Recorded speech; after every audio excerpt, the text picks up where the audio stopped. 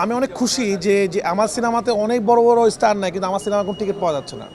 আমি আসলে নামেই মানুষকে ক্লিয়ার করতে চাইছি যে সিনেমাটা ডিফারেন্ট। আমার চ্যালেঞ্জ দিতে ভালো লাগে, এই জন্য আমি চ্যালেঞ্জ দিই, সবসময় আমি চ্যালেঞ্জ দিই।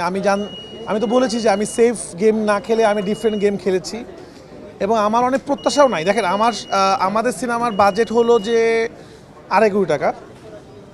তো আমার 1 তারিখ থেকে মুক্তি পাচ্ছে, ইন্টারন্যাশনাল হল রিলিজ হচ্ছে আমেরিকা, অস্ট্রেলিয়া, কানাডাতে। তো আমরা ওখানে অলরেডি সেল করে ফেলছি। তা আমার অনেক বেশি প্রেশার নাই, কারণ এই যে সিনেমাগুলো মুক্তি পাচ্ছে ম্যাক্সিমামগুলো অনেকবার বনলতা এক্সপ্রেস বাদে বাকি সবগুলো বাজেটে কিন্তু অনেক বেশি, 10 কোটি টাকা উপরে বাজেট বেশি। তো আমার এই ছবি কিন্তু অনেক প্রেশার নাই আমার, যে আমার আসলে অনেক বেশি শো লাগবে, অনেক কিছু লাগবে। আমার যেইভাবে চলতেছে আমি অনেক খুশি যে যে আমার সিনেমাতে অনেক বড় বড় স্টার নাই, কিন্তু আমার সিনেমা কোনো টিকিট পাওয়া যাচ্ছে না। আপনি চাইলে এখন আমার সিনেমা দেখতে পারবেন না। 900 টাকার টিকিটও নাই, 1800 টাকার টিকিটও নাই, কালকেও নাই। তো আলহামদুলিল্লাহ ভালো। এবং প্রচুর এই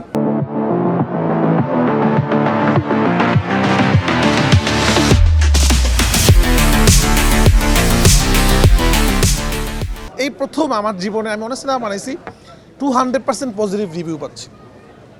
নর্মালি আমার সিনেমা মানুষের ভালো লাগে, বাট কিছু মানুষের খারাপ লাগে, বাট এবার মানুষ বলছে এটা আমার এখন পর্যন্ত বেস্ট ছবি।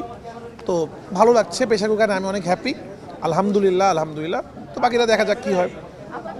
আমি আসলে নামেই মানুষকে ক্লিয়ার করতে চাইছি যে সিনেমাটা ডিফারেন্ট। প্রথম কথা এটা ছিল যে যেহেতু এটা তুফান, তাণ্ডব, পরাণ, দামাল এই টাইপের নাম না, শুরুতে যেন মানুষ বুঝতে পারে যে নামটা প্রেশার কুকার, এটা অন্যরকম নাম, বাংলা সিনেমার নাম এরকম হয় না।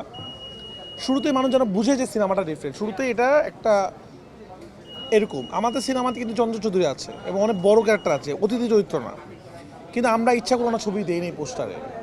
আমরা চাইছি এটা এমনভাবে পোস্টার ডিজাইন করতে যে এটাকে মানুষ চিন্তা করুক এটা নারীরা ডোমিনেটিং ফিল্ম, এরকম আমাদের প্ল্যান ছিল। আর প্রেশার কুকার রাখার তো একটা কারণও ছিল, আপনারা সবাই জানেন যে আমাদের গল্পটাকে আমরা বোঝানোর চেষ্টা করেছি ঢাকার সাথে, যে ঢাকাটা কাইন্ড অফ একটা প্রেশার কুকারের মতো। এখানে আমরা বাস করি, এখানে আমরা সবসময় ফুটতে থাকি, এটা আমি অনেক ইন্টারভিউতে বলেছি।